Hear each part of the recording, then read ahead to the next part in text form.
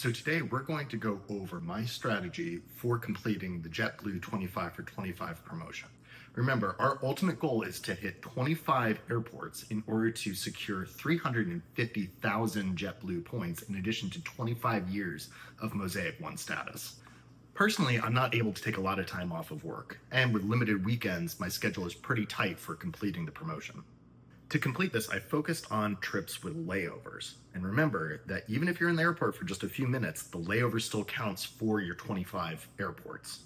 I also tried to stack flights wherever possible by either taking flights from destination to destination or taking a morning flight to a destination and returning back to a main travel hub and taking an evening flight to a different destination. This is particularly challenging with JetBlue because they are primarily hub-based, with 3 main hubs in Orlando, JFK in New York, and Boston, with several minor hubs around the country. If you live near New York, Boston, or Orlando, this makes it much easier. But living where we do in Tampa, it's much more of a challenge to hit the different airports or stack your trips. I started planning my trip by going to flightconnections.com. And from there, I was able to look what direct flights traveled from my local airport. Using this information, I was then able to see where I could go from those connecting airports.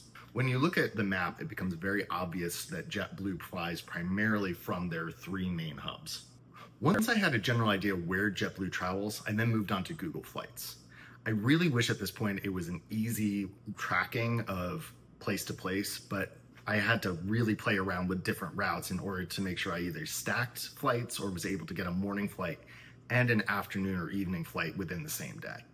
I was really lucky that I was able to put together a travel itinerary for 2 days that has traveling to 6 distinct airports, including Cancun, Orlando, San Juan, Fort Lauderdale, LaGuardia, and then back to Tampa.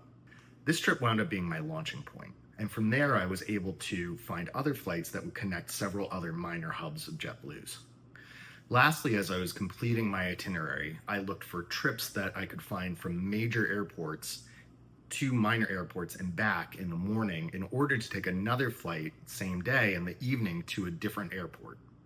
The biggest thing that I learned was that it was necessary to mix and match airlines in order to make sure that I was able to get back to a major airport in time for an evening flight. At first I was a little stressed thinking I would go beyond JetBlue, but then I realized that financially it didn't make any difference whether or not I was flying JetBlue or a different airline. So at the end of the day, it washed out and I was still able to complete the itinerary and travel in the amount of time I needed. At this point, I have 20 flights already booked and I'm planning my next 5.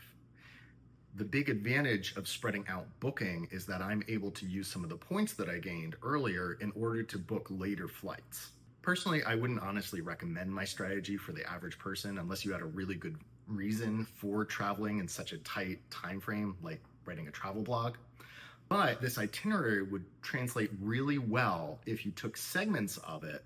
If you already had 10 or 15 flights already booked with JetBlue and were planning on trying to make those last 5 or even 10 in order to hit your 20 or 15 mark.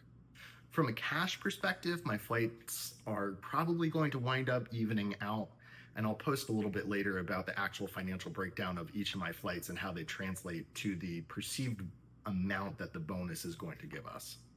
For those of you who are interested in knowing the specific routes that I'm taking, I'm going to upload them on our blog, www.travelsfromtampa.com, so make sure you visit the site to look out for where we're going.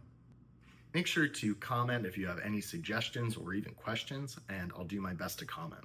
Till next time, safe travels.